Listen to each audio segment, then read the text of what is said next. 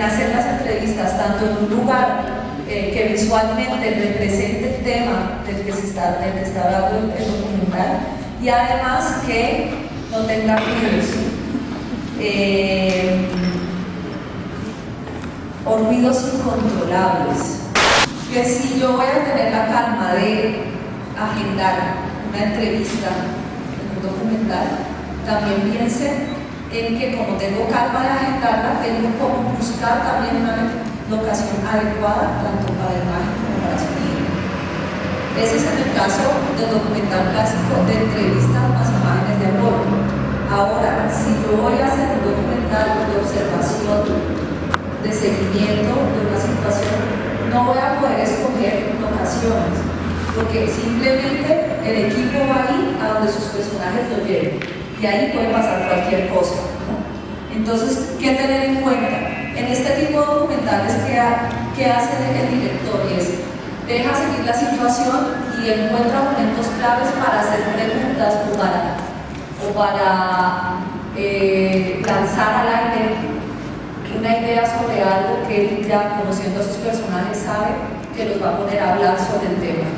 No lanzar ese tipo de preguntas cuando tienes al lado un parlantote con una emisora sonando o una gran avenida muy ruidosa, ¿no? Entonces, ve que haya como un equilibrio entre lanzar la pregunta en el momento indicado, tanto por imagen como por situación, pero que no pierdas en el ruido eso tan importante que te están diciendo tus personajes, porque puedes volver a la siguiente semana y volverlo a hacer, pero se ha perdido toda la naturalidad, ¿no? Siempre van a recordar, ay, esa primera vez que se nos dañó el sonido, cómo habló y chévere, ese tipo nunca más lo volvió a decir así, ténganlo por seguro, siempre va a pasar eso.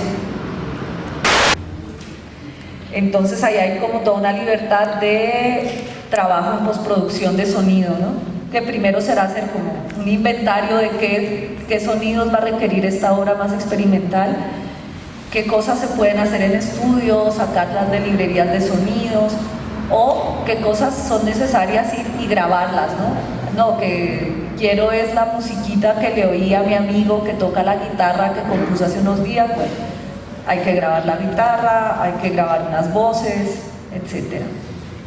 Si yo tengo bien descrito qué método de documentar voy a utilizar, entonces voy a poder saber cuál va a ser la mejor manera de trabajar el sonido de mi documental, ¿no?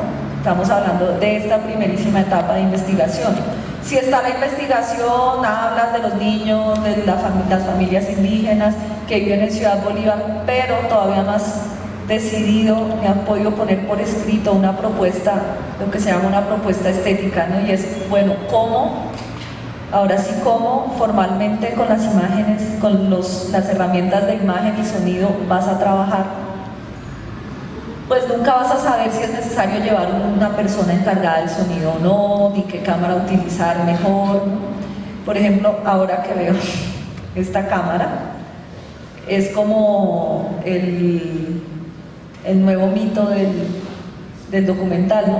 Las cámaras, las Canon 7D, pequeñitas, etc.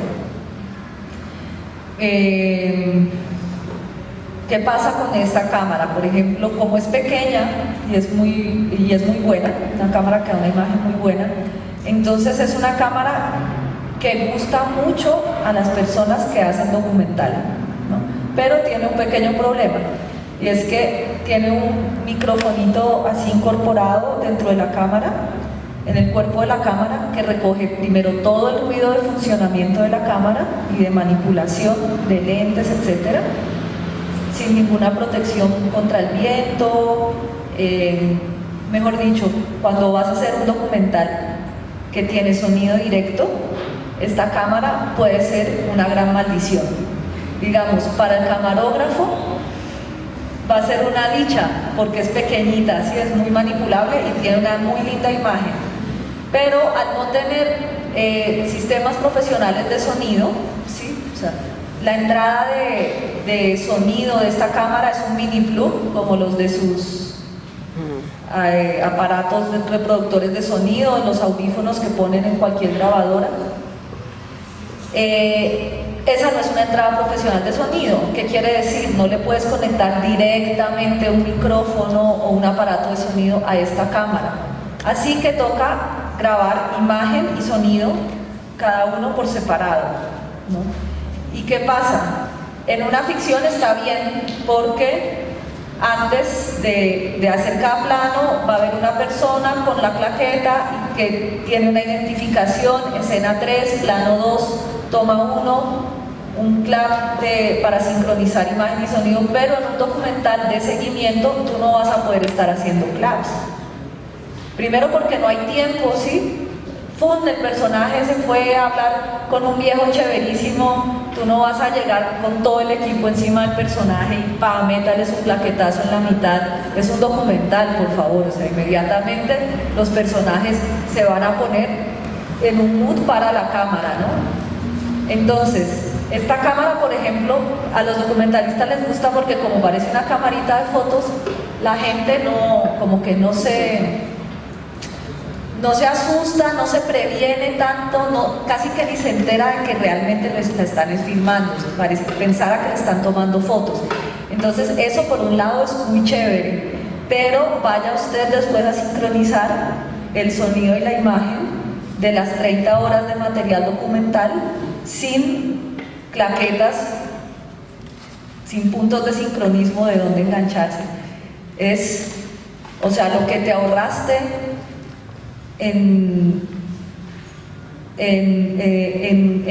o sea, lo que ganaste para hacer menos engorroso y aparatoso el tema de la cámara, lo pagas sincronizando de nuevo todo eso, porque es una labor tremenda. Y especialmente si uno puede decir, no, yo llevo una claquetica y hago el clap, pero en un documental todo pasa muy rápido y como les digo, a mí me parece el clap inmediatamente cambia. O sea, la persona que ya había dejado de pensar en ese equipo documental que la estaba siguiendo otra vez, es como decirle, hey, aquí estamos, ya se dañó todo. Entonces, son cámaras muy chéveres para ficción o para un experimental, o si el documental es un documental de entrevistas, imágenes de apoyo, tienes control antes de una entrevista, si puedes hacer una claqueta de identificación tranquilamente. Pero para un documental que va a seguir a un personaje y que nunca vas a saber qué va a pasar al minuto siguiente, es muy engorrosa al final. Y estas cosas, estas decisiones saldrán de la investigación, ¿no? ¿Cuándo es necesario llevarme un sonidista? ¿Cuándo puedo yo irme con la camarita chiquita, con algún sistema de sonido incorporado, mejor que el que tiene, ¿no? Conectarle un microfonito o alguna cosa, porque, por ejemplo, hace poco estoy trabajando con una chica que está haciendo un documental sobre su familia tiene una historia de vida, todas las mujeres de su familia, muy fuertes, ¿no? De violencia, abusos, un montón de cosas. Entonces, como va a trabajar con esta cámara, con la Canon 7D, me llamó para que le hiciera sonido, porque tenía que grabar sonido aparte. Entonces nos fuimos con su abuelita hasta Barbosa, a que nos contara todas las vejaciones de su vida. Obviamente la señora delante de mí no quiso decir nada, negó todo lo que le ha contado a la hija, a la nieta en la investigación que ella está haciendo sobre su familia. No quiso hablar de nada. Entonces le sumamos otra serie de aparaticos más a la cámara para que ella se pudiera ir sola con la cámara y tener un buen sonido y poder entrevistar a su abuela charlando en su cuarto sin nadie más que ella no conociera, solo las personas de confianza, y no pudiera perder estos momentos. Entonces, de cuánto definas qué tema vas a tratar y de qué manera, de cuál va a ser tu propuesta de dirección sobre ese documental, también se va a definir el mejor equipo, tanto en imagen y sonido, para trabajar ese tema. Tengo una pregunta, cuando yo le puedo como ensamblar un boom de cámara de tal referencia, ¿se puede rescatar más sonido y igual se va a perder? Vale.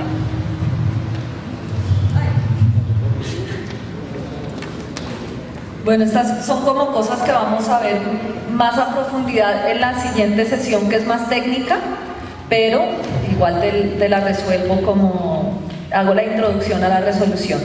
Sí, a la cámara hay varias opciones. Tú le puedes conectar un micrófono, pero tiene que ser un micrófono que entre en mini plug, no en Canon. Entonces, por lo general, por ejemplo, este tipo de micrófonos, algunos, yo puedo conectarlo tranquilamente, esta punta es Canon, pero la otra punta puede ser mini plug y no hay problema.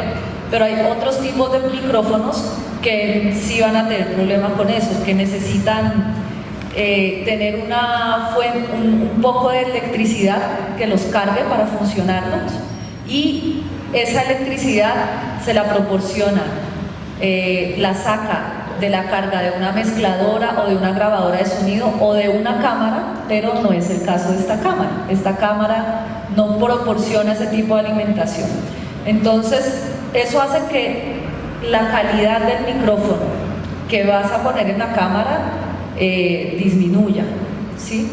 Pero también, no sé, hay, por ejemplo, si vas a grabar una entrevista o un evento, qué sé yo, que tiene un presentador, una opción es ponerle un micrófono inalámbrico. Por lo general, si hay muchos modelos de micrófonos inalámbricos que su receptor se conecta a mini plug, entonces conectas el receptor a la cámara, inalámbrico en el personaje y tiene sonido, o se le puede conectar un micrófono que puedas trabajar con mini plug.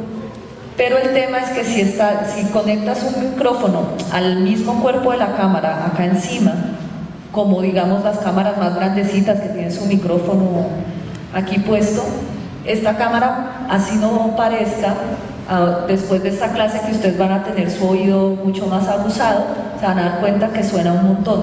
Entonces, si el micrófono está justo encima de la cámara, todo lo que va a estar, o sea, la fuente sonora más cercana al micrófono no va a ser la voz o el sonido de la situación que estás grabando, sino la misma cámara, ¿no? Y todo su funcionamiento y tu manipulación sobre ella. Digamos que lo que más se está utilizando con esa cámara es comprar unas grabadorcitas de sonido casi profesionales muy buenas que hay, que son pequeñitas, y que la puedes conectar de mini plug y tener como un doble soporte de sonido, porque lo tienes tanto en la grabadora y esa grabadora envía esa misma señal a la cámara, y ahí lo importante es tener como un cable largo y poder acercar esa grabadora más al lugar, pero es complicadito. Ahora, si vas a trabajar planos quietos o una cosa así, tú puedes conectar por un cable mini plug largo, un micrófono directamente a la cámara y tener a alguien manejando el micrófono o el micrófono ubicado cerca al sonido que requieres, ¿no? Porque esa es la otra, como te digo, si el micrófono está justo encima de la cámara, su sonido más cercano es el mismo de la cámara y no el que te interesa, que es el de allá. Por eso ven ustedes en las fotos de las películas y esto al personaje con la caña sosteniendo el micrófono. La cámara está aquí, acá al lado está el personaje con la caña y ese micrófono está allá donde es el personaje, que es el que está hablando, ¿ves? Se acerca. Lo que hace uno con la caña y el micrófono es acercarse a la fuente sonora que le interese. A un diseñador de sonido, a un grabador o sonidista de rodaje, especialmente a estos dos, la gente que trabaja con ellos la escogerán ellos, no los otros.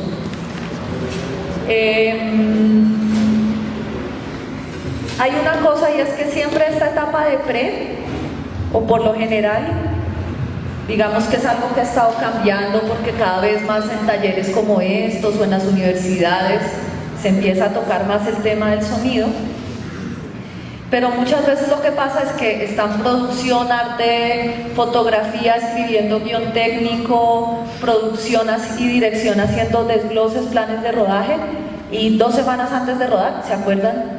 Ah, ¿verdad que tenemos que contratar un sonidista, ¿no? Entonces, Mientras el fotógrafo está planeado desde, no sé, antes de que esté escrita la historia, ¿no? Y va caminando fotógrafo y director por la calle, ¡ah, qué linda locación! Aquí tenemos que hacer una película, ya está casi que contratado el fotógrafo, el sonidista es el último en la lista. Al ser el último en la lista, entonces, digamos, a nivel de pagos, va a ser el que peor pagado esté, porque ya todo el presupuesto se ha repartido entre todos los demás. O querías trabajar con X persona, le avisaste tarde, ya está comprometida, entonces te toca escoger por otra. Pero peor aún es que, digamos, la principal labor de sonido en esta etapa de producción va a ser leerse el guión e ir a visitar locaciones. Esto es muy importante. De hecho, esto se le llama visita de locación. Y yo creo que se llama visita de locación básicamente porque al sonidista lo llevan a ver las locaciones cuando ya no hay nada más que hacer. Cuando ya arte ya ha intervenido, la vaina se ha gastado dinero y no hay forma de cambiarla. Así por sonido no sirva para nada. Entonces, claro, si es así es una visita, pero el rigor debería ser una escogencia de locación, no una visita como ve a ver en qué te metimos y trata de resolver esto. Es un poco la actitud de la preproducción con el sonido, ¿no? Mientras que a arte y a fotografía sí los llevan a escoger locación. Cuando ellos han escogido locación, que solo lo han escogido por cómo se ve de lindo, llevan a sonido a visitar la locación. Pero esto es lo ideal, y es que va a haber una escogencia de locaciones en la que están todos los jefes de departamento: sonido, fotografía, dirección de arte, producción, dirección, y va a haber un consenso, ¿no? Como, listo, esta locación es linda para foto, pero es la locación en donde se tiene tres hojas de diálogo por guión y hablan 4 personajes. Y nuestros personajes todos son actores naturales, no son actores expertos. Ojo, trabajo con actores naturales, el doblaje es casi que imposible.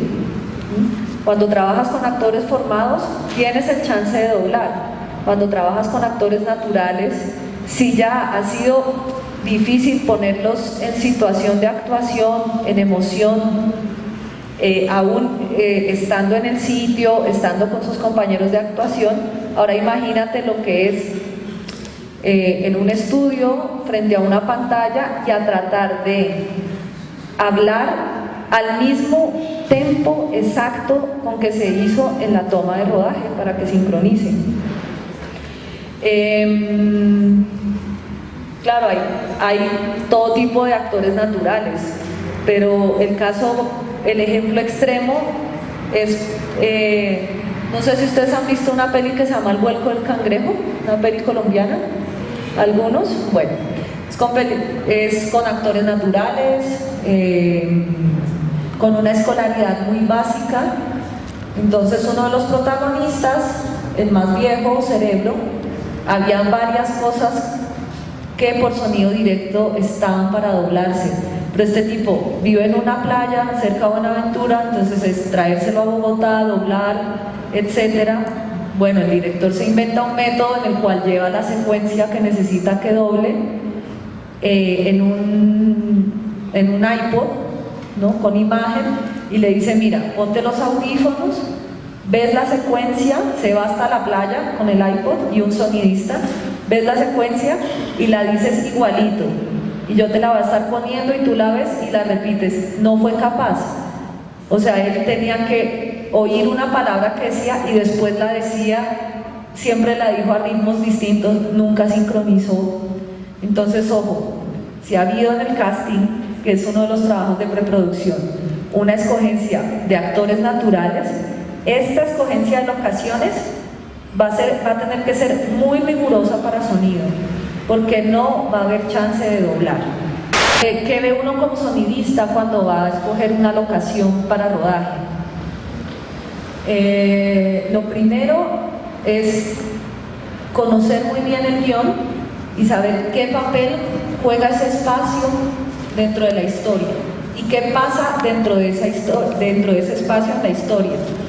Les voy a poner el ejemplo favorable para fotografía, y es la locación es linda, por sonido es muy ruidosa, pero el personaje en esa locación nunca habla, tiene situaciones muy importantes, qué sé yo, lee, ve un álbum de fotos, cocina, pero nunca interactúa con nadie, entonces no tiene diálogos.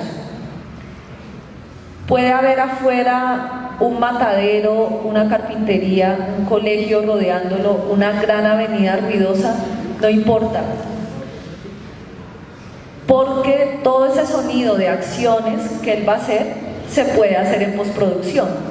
Entonces, hay ciertos sonidistas que solo hacen sonido directo, sonido en rodaje, y que son súper chichosos y rigurosos, y no les importa si el personaje no dice una palabra en esa locación, igual la quieren tener controlada de sonido para tener el sonido original de la escena de cuando cogió el vaso, se desplazó por la casa, etc. Pero, para serles sinceros, eso se puede rehacer en postproducción. Así que si una locación no tiene diálogos, escójanla por imagen, lo que les sirva por imagen. Una vez hay diálogos, piensen primero en el sonido antes de la imagen. Si es muy grave, ¿me entiendes? O sea, si es un ruido controlable. ¿Qué es un ruido controlable? Que la gente de producción pueda ir y decirle al señor de la tienda de enfrente, que siempre tiene música con varios días de anticipación al rodaje, no ese mismo día: mire, don Antonio, nosotros vamos a estar rodando aquí el próximo martes y viernes, resulta que nosotros necesitamos que ese día nos colabore con no prender su equipo de sonido mientras estamos rodando. Aquí va a haber una persona que le va a decir cuándo lo puede encender, cuándo lo puede apagar, y a cambio nosotros le vamos a comprar los refrigerios del equipo en su tienda. Este ejemplo, ¿a qué va? A que un buen sonido en rodaje, en una mínima parte, depende del sonidista, y va a depender mucho más la calidad de ese sonido de la producción, de cuánto la producción se mueva alrededor del tema del sonido, que del mismo sonidista. Yo puedo tener la mejor grabadora, los mejores micrófonos, el microfonista y el sonidista 10 años de experiencia haciendo películas, y si afuera, y si hay un ruido incontrolable, una calle que no se puede cerrar, un bar de unos borrachos agresivos que no quisieron parar la cosa, el sonido no va a servir y no va a depender de sonido, ¿ven? No dependió de la grabadora de miles de millones de pesos, ni de nada, ni de la calidad de formación que tenga este personaje. Entonces, un profesor mío, cuando estudié sonido, nos decía que un buen sonido directo iba a depender de las buenas relaciones que tuviera el sonidista con el equipo. Y es verdad. Sí, yo soy súper antipática y la jefa de producción me odia, entonces cuando yo le diga, uy, mira, es que hay unos muchachos allá afuera con una grabadora y está quedando eso, hay que callarnos, van a decir, oye, esta vieja mamona insoportable, no me la aguanto más. Y me dicen, sí, ya vamos a callarlos, y van y se fuman un cigarrillo afuera y no hacen nada. Se supone que con anterioridad Asistencia de Dirección ha entregado a cada uno de los departamentos un plan de rodaje, o sea, qué vamos a hacer este día, en dónde, cuántas escenas, para que la gente se prepare con qué tiene que llevar. Puede que yo tenga 3 maletas de sonido, pero el día de mañana vamos a hacer un recorrido con los personajes en buses, solo va equipo reducido, no van a ir luminotécnicos, sino solo camarógrafo, director y sonidista. Entonces ese día no me voy a llevar todas las maletas de ficción, sino que voy casi como si fuera a hacer un documental con equipo reducido, por ejemplo. Lo único que importa, chicos, es la película, o sea, no importa el ego del director ni de nadie, ni el propio, ¿sí? O sea, tú puedes creer Y la última palabra de todo la tiene el director, así tú sepas que está equivocado. Nunca, o sea, para eso existe un director, si no las películas las haríamos los técnicos y los actores, sin un director. Pero el director, por ser ese crédito grande, el que todo el mundo recuerda y el primero que sale en pantalla, va a asumir las decisiones finales, ¿no? Entonces yo le puedo haber dicho los 3 meses de preproducción que en esa locación no se podía hacer sonido directo, que cambiara ese diálogo a otra locación. Nunca me hizo caso, está bien. El día del rodaje yo no voy a gritarme con el director en el set, ni voy a pelear, ni me voy a poner a llorar, simplemente voy a hacer lo que mejor pueda en esas condiciones. Entonces, ¿qué hacer para ese caso cuando sabemos ahora que el sonido es movimiento? Zeppelin es un accesorio de micrófono que tiene más o menos esta forma, es un caparazón, por lo general está hecho como de plástico y una telita parecida como a las medias veladas más gruesas de mujeres, como una especie de red. ¿Con qué se puede hacer? Por ejemplo, una red, una especie de red como la del colador de los jugos, o hay también como para hacer cerquitas, unas fincas de la agujereada que es flexible, pero a la vez no es como ¿qué es esto? Tan suave como una tela que se escurra, ¿no? O sea, que si ustedes le dan una forma, Se deja moldear. exactamente, que se deje moldear. A esa red se la forra con un material, como les digo, una media velada, pero gruesa. No las más delgaditas porque se van a romper y todo. Entonces estos huecos, ¿qué va a suceder? Que la corriente de aire igual va a entrar al micrófono.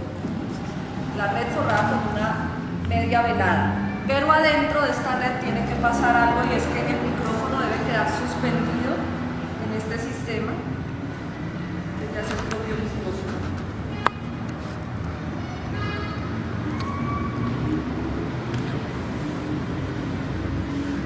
A través puede ser de unas bandas elásticas. ¿Cómo sería eso? Entonces lo vemos desde... Quedaría en la mitad.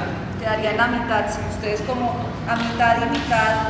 Este es el largo del Zeppelin, acá en los principios de los tercios. Más o menos nosotros empezamos a escuchar desde una frecuencia de 20 hercios y soportamos escuchar, o bueno, logramos escuchar una frecuencia de 20 kilohercios o 20.000 hercios. Este rango de 20 hercios más o menos hasta los 800 se llama bajas frecuencias.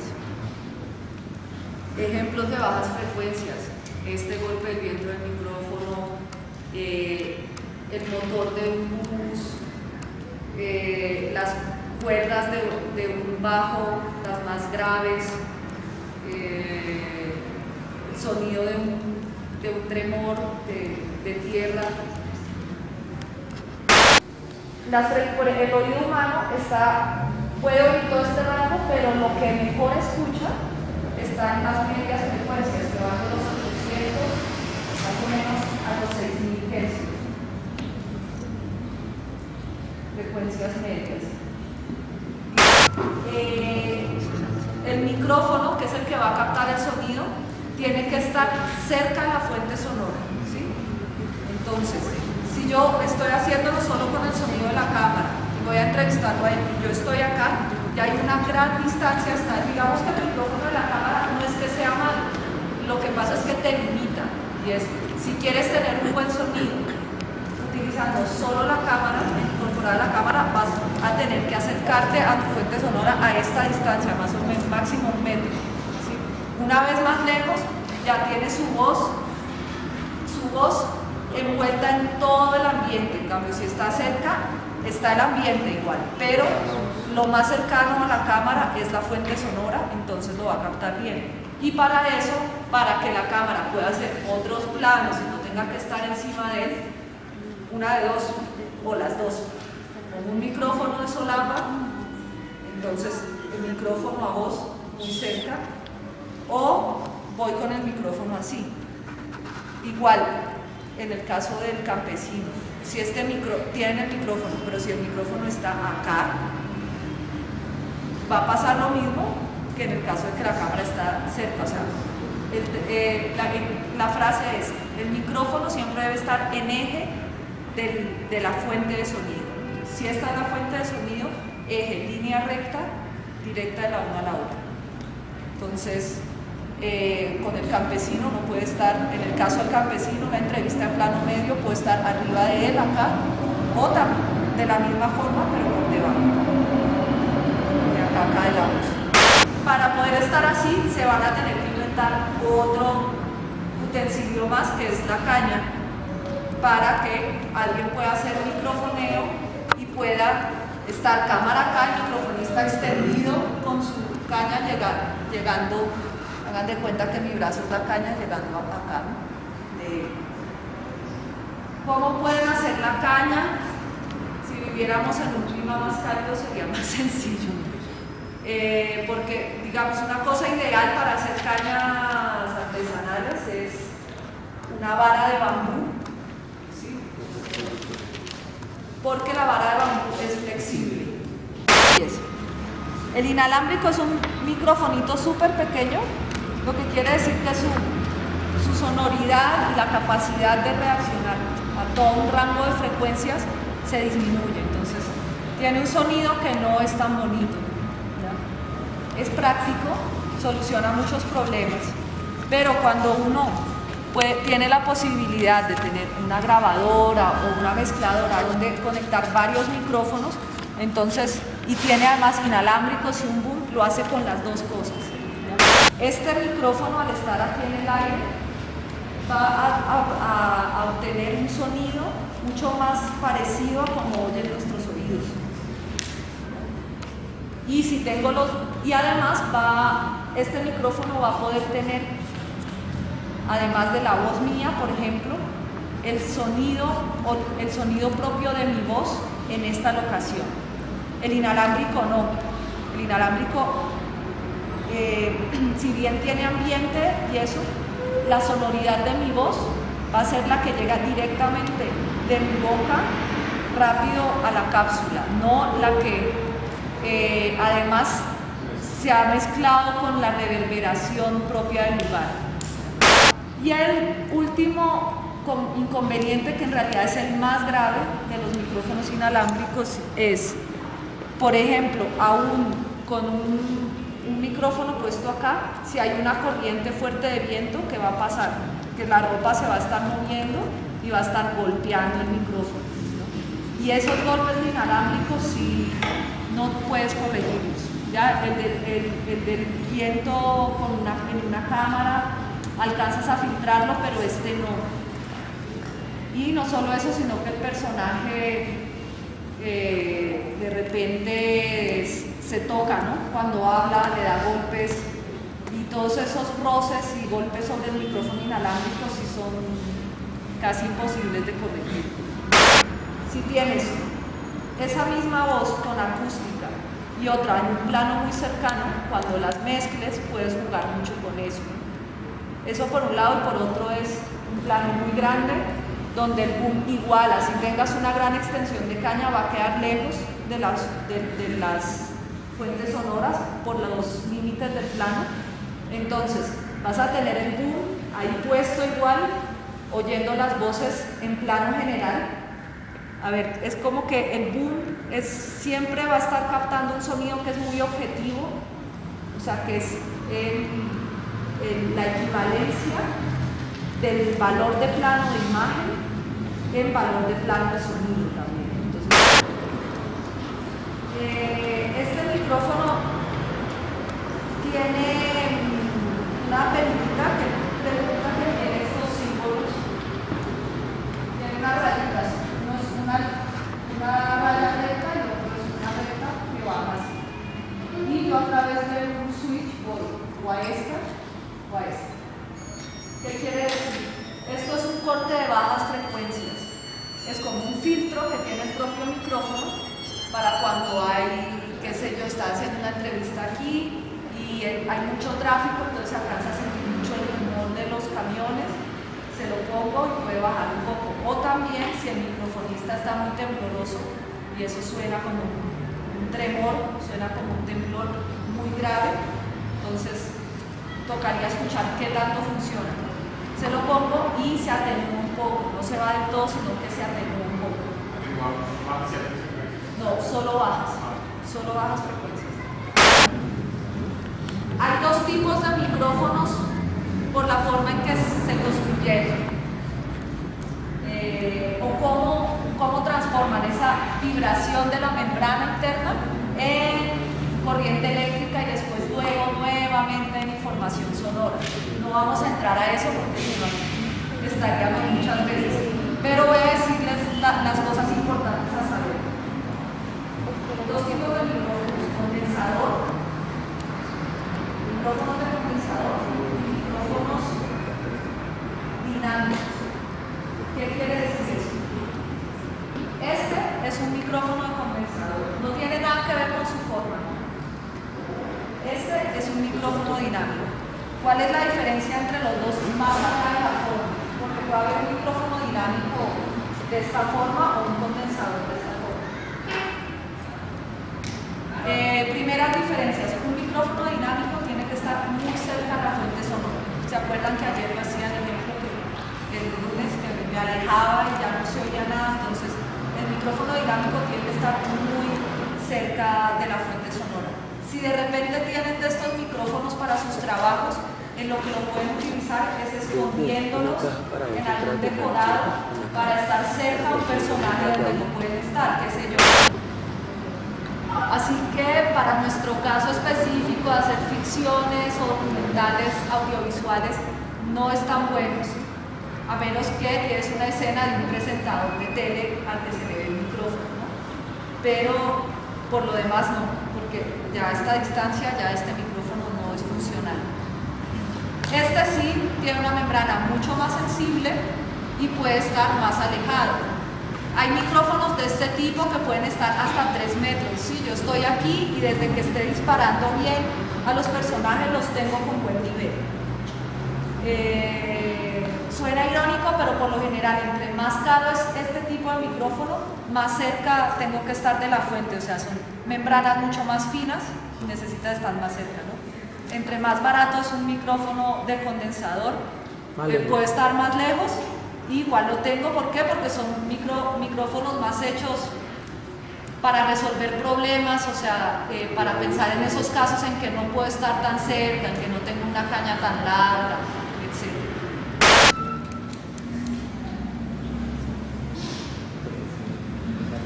Estéreo, 2 canales. Entonces, ¿qué va a suceder? Salen 2 canales, pero tengo 3 de entrada. Por ejemplo, yo acá en este canal 3 tengo otro micrófono que está por acá oculto en unas placas. Yo voy a tener que agrupar, utilizar la lógica, cuál sería la mejor forma de agrupar estos, en este caso 3, pero digamos ellos, por ejemplo, me hablan de que pueden tener una mesa de 6 o 8 canales en 2 finales que van a ser las que se van a grabar. Lo más aconsejable es la caña en un canal solo. Entonces, digamos, esta caña 1 yo la voy a mandar al canal L o canal 1 solita. Y estos otros 2 micrófonos, la suma de estos 2 va a ir al canal derecho o canal 2.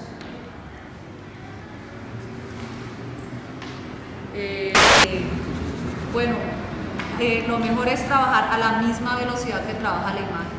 Si no tienes forma de cambiarlo, porque hay grabadoras, entonces la grabadora de sonido que yo tengo siempre va a correr a 30 frames, no la puedo cambiar a otras. Haré un proceso en postproducción para que se sincronice, que se llama, en todos los programas editores de sonido e imagen se llama así, pull down. Y lo que hace es como compensar este tema de frames con velocidad, ¿no? Aumentar o retrasar la velocidad del sonido para que se influencie. 48 kilohercios a 16 bits. Y siempre que sean músicas, lo hacemos a 44. Siempre audiovisual, desde que tengan una cámara captando imagen, 48 kilohercios a 16 bits. Hay frecuencias más altas, ¿no? Mayor calidad, pero te van a implicar procesos de postproducción sincrónicos. Y este es el estándar mundial. O sea, estudio de sonido al que vayas, postproductor de sonido, cualquier programa, editor de sonido, desde el más sencillo hasta el más profesional, va a manejar esto. Más arriba de esto o más arriba de esto van a ser programas más especializados. Esto siempre lo vas a encontrar, 48 a 16 bits. Por lo general, yo nunca uso la... Sí, la que le pega la cinta. Ajá. Nunca uso, pero esto está pegado. No, está ahí. Lo que hago es utilizar la cápsula así y pegarla con no, cinta de enmascarar, no, porque la cinta de enmascarar es pieza y suena mucho con espadadrapo o con cinta micropore. El espadadrapo es mejor porque es mucho más resistente, entonces si, qué sé yo, si hace calor y la persona suda mucho, la micropore se despega todo el tiempo, en cambio el espadadrapo resiste. Mientras llega la hoja, entonces el radio lo puedo poner detrás, en el brasier de una mujer, acá en la parte, en las piernas, no sé, un hombre, ¿sí?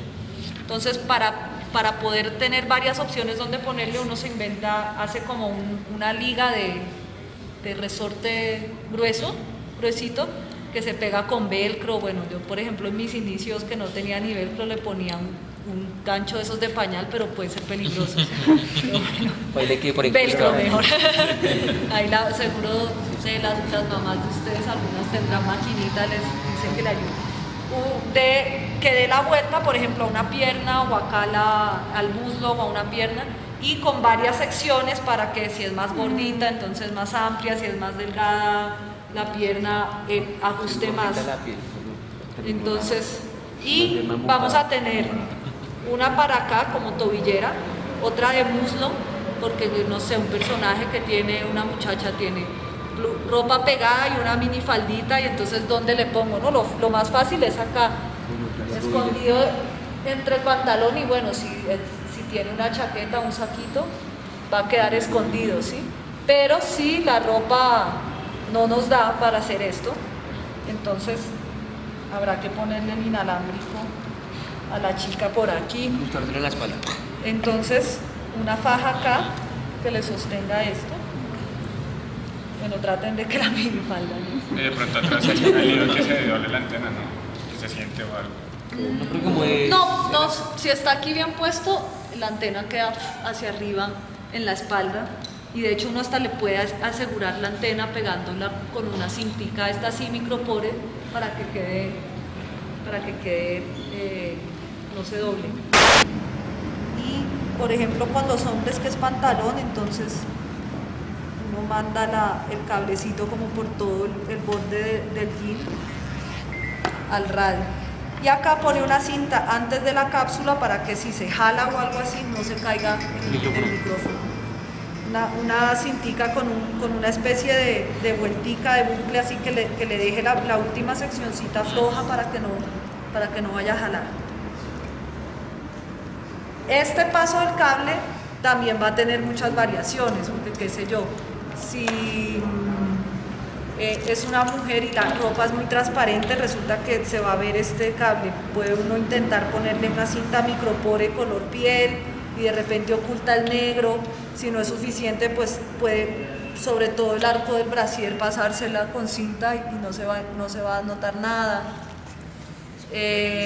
Y ya la puesta de esto sin la pinza va a ser, compran espadadrapo de 1 pulgada de grueso, que es más o menos este tamaño, un poquito más delgado. Yo a veces tengo de varios grosores para, como el de 1/4 y el más delgado, y el de la mitad de pulgada. Media pulgada. Y media pulgada para cosas más chiquitas.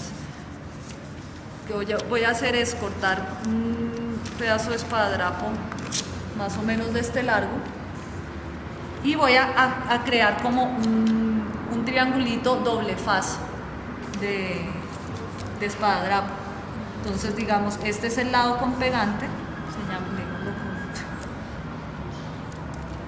este es el lado con pegante. Que no quede muy gordo porque entonces se va a notar. Unos triángulos así, ¿y qué pasa? Que tengo doble faz.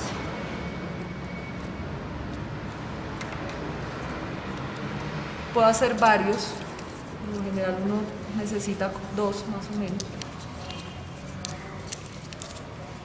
Van a quedar más bonitos que esto. Y lo que hago es envolver la cápsula, hacerle un nido a la cápsula. Este como quedó grandote, por ejemplo, quedó por completo, y es hacerle un nido de doble faz a la cápsula. Y, qué sé yo, por ejemplo con mi ropa, entonces pongo el micrófono, digamos, lo voy a poner aquí, no lo voy a poner tan adentro para que no se ensombreezca tanto, sino que lo que voy a hacer es a ponerlo acá entre estas 2 telitas, así, escondido, ¿sí? Entonces, triángulo y triángulo, pegan la tela y pega la cápsula.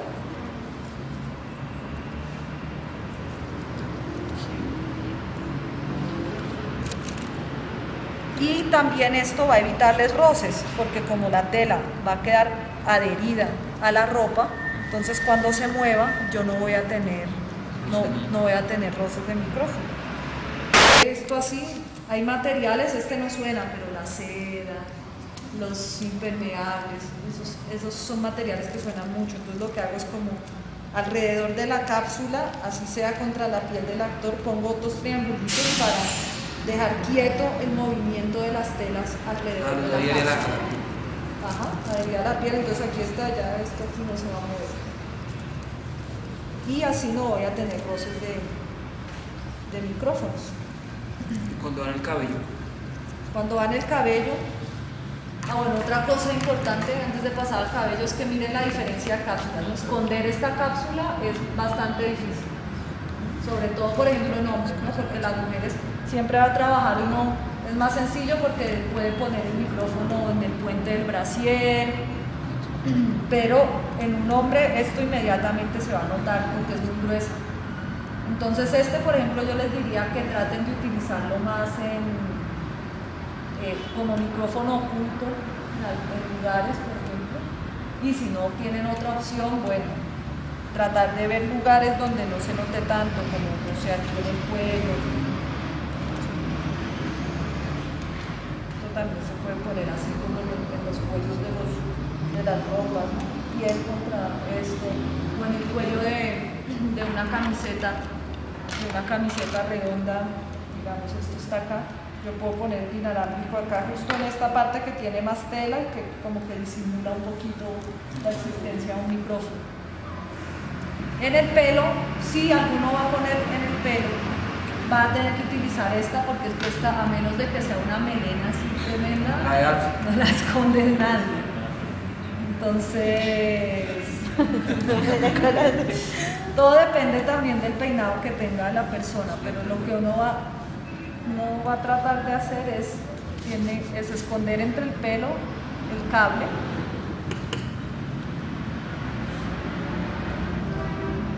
Y acá debajo del pelo con pinzas, digamos, hasta acá con pinzas, bien asegurado. Después una porción de pelo que cae encima y disimula esas pinzas, ¿no? Y tapa no suena. Y el audio no sé. Es muy suave. Y el audio pues, ya callado. ¿Se acuerdan que este es un micrófono omnidireccional? Entonces funciona muy bien. Esta es como la mejor parte aquí porque es donde estás más cerca, ¿no? Está aquí la oreja y tienes la boca acá. Entonces, ¿el micrófono para acá personaje o un solo micrófono? Bueno, si solo hay uno, Pues uno, pero entonces el director tendrá que marcarle a los actores que cuando se hablen se volteen así, ¿no? para Mejor para que vean.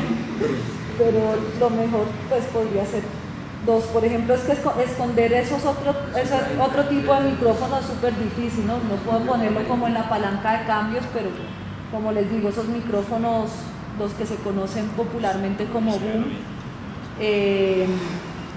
son muy sensibles a la manipulación. Entonces un micrófono aquí escondido entre el carro en movimiento va a coger absolutamente todo el ruido. Entonces lo más práctico es, o bueno, les pones a los personajes su inalámbrico como tal y el sonidista se va metido en el baúl del carro con sus aparatos. Una serie de botones que dicen input, 3 botones. Cuando lo tengo en mic me está funcionando estos 2 micrófonos incorporados que funcionan bastante bien, pero si yo fuera a utilizar esto con sus 2 micrófonos incorporados, en exterior es lo mismo, hay que inventarse un Zeppelin para él, para que el viento no lo golpee. Entonces lo mismo, un coquito de red con media velada, con peluche, y esta es como una esfera, ¿no? Una semiesfera que se pone acá para evitar el viento. Esta funciona más o menos como a esta distancia de aquí a allá, lo puedes poner. Y el sonido es nítido. El sonido es bastante bueno. Pero en espacios cerrados. En espacios cerrados. Ya interior. También pueden hacer, otra cosa chévere que pueden hacer con esto es que esta pareja de 2 micrófonos es una pareja estéreo. Entonces, una vez cuando han terminado de grabar, pueden hacer ambientes de locación y del lugar con esta pareja y van a tener lado izquierdo y derecho de un ambiente, ¿no? Directamente solo la grabadorcita así, ¿no? Si quieren más presencia de la calle hacia allá, si no, mejor del parque. Entonces el cuento del sonido directo es mucho de dónde ubico, igual que el sonido para música, ¿no? Dónde ubico bien el micrófono para captar mejor determinada fuente sonora. Y recuerden que nuestra principal fuente sonora son las voces, por eso hago tanto énfasis sobre distancia, voz, etcétera, porque todo lo demás ya vimos se puede hacer en postproducción. Y la otra opción es cuando hundo estos canales, no se hunde uno solo sino los 2 de uno, pues o micrófono, y cuando tengo estos 2 botones encendidos, 1 y 2, quiere decir que entro micrófono acá a estas entradas, entrada 1, entrada 2, y aquí se va a ver representado. Estas son estéreo, los que tienen 2 lineecitas, y estos en realidad son cables monofónicos. Lo que pasa es que transporta la señal sonora por 2 conductores más. Este es estéreo, entonces tengo información de lado y lado. Aquí yo no voy a tener información de lado y lado porque mi micrófono es mono y voy por una sola entrada de audio. Lo que quieren decir estos 3 pines es que el voltaje, la variación de voltaje, que después se traduce a energía sonora, va a transitar por 2 cables conductores. Entonces la calidad de la señal es mucho mejor. Simplemente eso. A ver, el estándar que tenemos aquí, el rango que tenemos de grabación va de menos 48 decibeles acá a 0 decibeles, porque esta es una escala digital, ¿no? La escala digital de audio su máximo es 0. Antes en el analógico, en la mitad o el promedio era 0 y había más 3, más 6, más 9. En el digital empezamos siempre como en menos 48, menos 50 y pico y máximo a 0. Entonces el nivel promedio, por ejemplo, una voz debería estar entre como los menos 18 y menos 12 decibeles. Aquí marca menos 12. Una voz alta llegará, por ejemplo, aquí estoy muy cerca y yo tengo una voz fuerte, a veces me alcanza a picar hasta los 6 decibeles. Está bien. Digamos, más adecuados digamos, en un momento que se sube mucho la voz de un personaje, y para esta grabadora, ojo, que no para todas es igual, que están gritando, yo puedo estar entre el menos 6 y un poco antes del 0, ¿sí? Para una conversación normal, a un nivel normal, entre menos 20 y menos 12 decibeles. Y los ambientes en realidad tienen mucho menos nivel y estarán más abajo de los menos 24, pero lo importante es que vean que hay emisión de señal.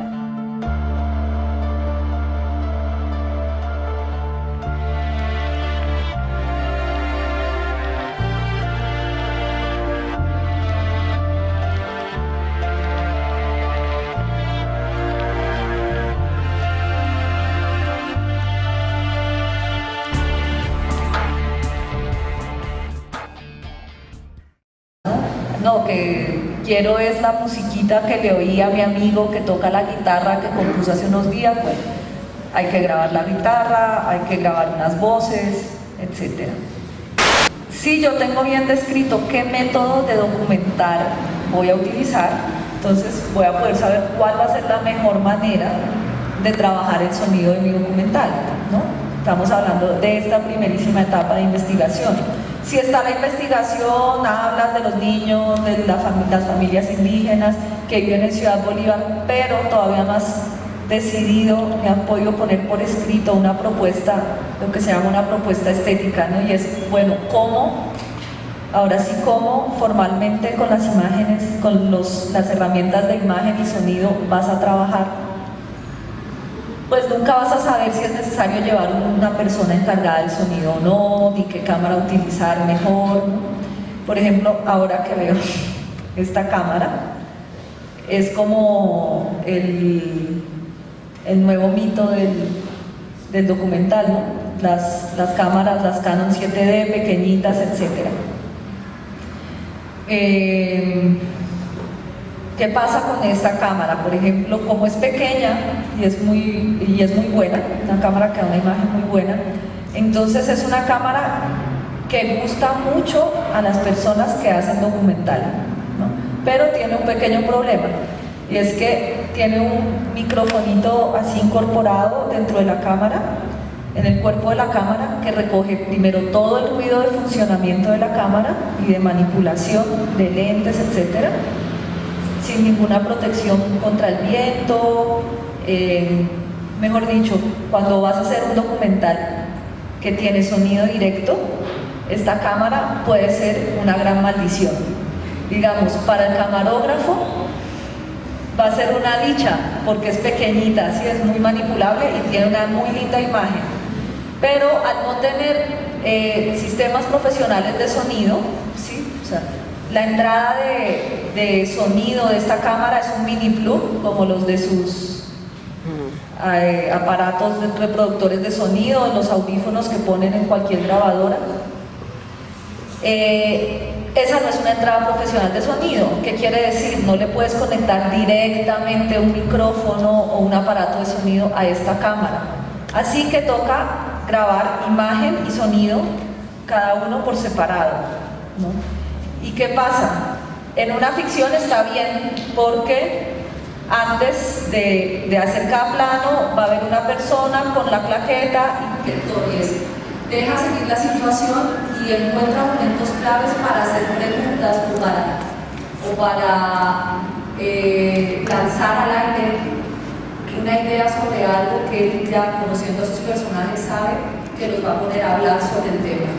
No lanzar ese tipo de preguntas cuando tienes al lado un parlantote con una emisora sonando o una gran avenida muy ruidosa, ¿no? Entonces, ver que haya como un equilibrio entre lanzar la pregunta en el momento indicado, tanto por imagen como por situación, pero que no pierdas en el ruido eso tan importante que te están diciendo tus personajes, porque puedes volver a la siguiente semana y volverlo a hacer, pero se ha perdido toda la naturalidad, ¿no? Siempre van a recordar, ay, esa primera vez que se nos dañó el sonido, cómo habló y chévere, ese tipo nunca más lo volvió a decir así. Ténganlo por seguro, siempre va a pasar eso. Entonces ahí hay como toda una libertad de trabajo en postproducción de sonido, ¿no? Que primero será hacer como un inventario de qué sonidos va a requerir esta obra más experimental, qué cosas se pueden hacer en estudios, sacarlas de librerías de sonidos, o qué cosas son necesarias ir y grabarlas.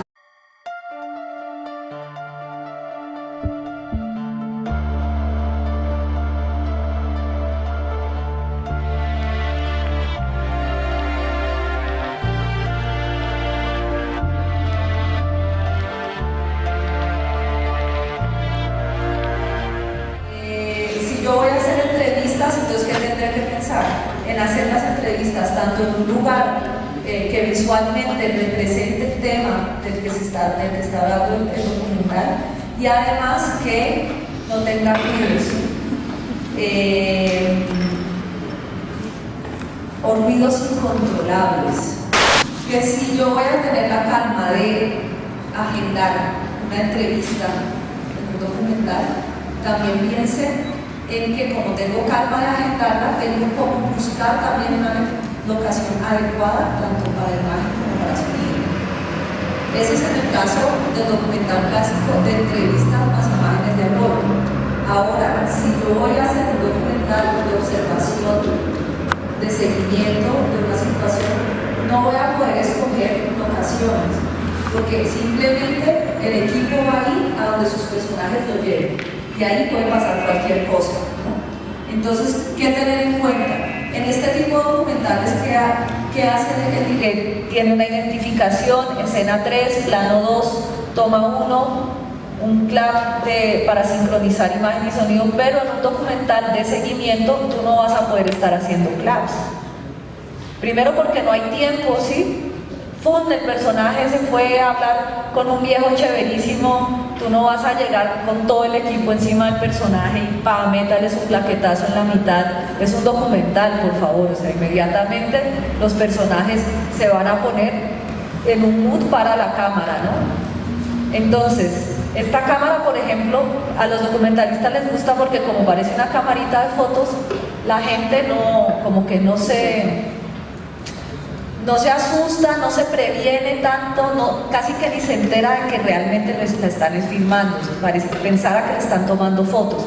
Entonces eso por un lado es muy chévere, pero vaya usted después a sincronizar el sonido y la imagen de las 30 horas de material documental sin claquetas, sin puntos de sincronismo de dónde engancharse. O sea, lo que te ahorraste